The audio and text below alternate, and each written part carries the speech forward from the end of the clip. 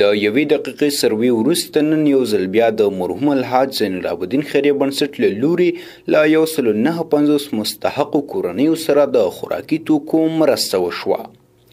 د یاد بنسټ ولایتي مسؤل ډاکټر همایون لغمانی وایي نن مو یو ځل بیا د الحاج زین العابدین خیریه بنسټ د مشر الحاج مفتاح الدین په هدایت د لغمان د مختلفو کلیو 159 کورنیو ته زکات ورکړ.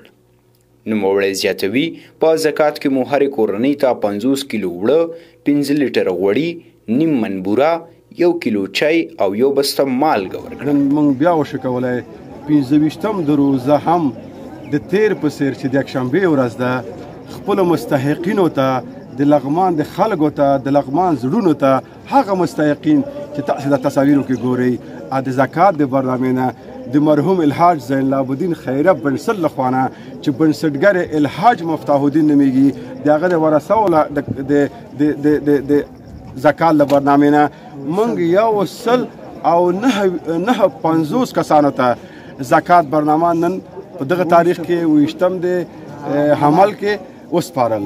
نو الحمدلله دا لړۍ زموږ روانه ده چې په نږدې کوم سروې چې موږ کړی و دغه 3000 کسانو ته به موږ ځان ورسوو.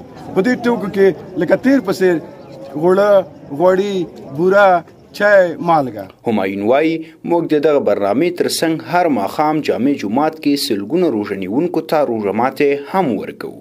مرسته اخیستونکي د یادې مرستې په اخیستلو سره خوشحاله دي او د مرحوم الحاج زین العابدین د خیریه بنسټ له مشر الحاج مفتاح الدین څخه مننه کوي چې په دې روژه کې دوی ته خوراکي توکي ورکړل.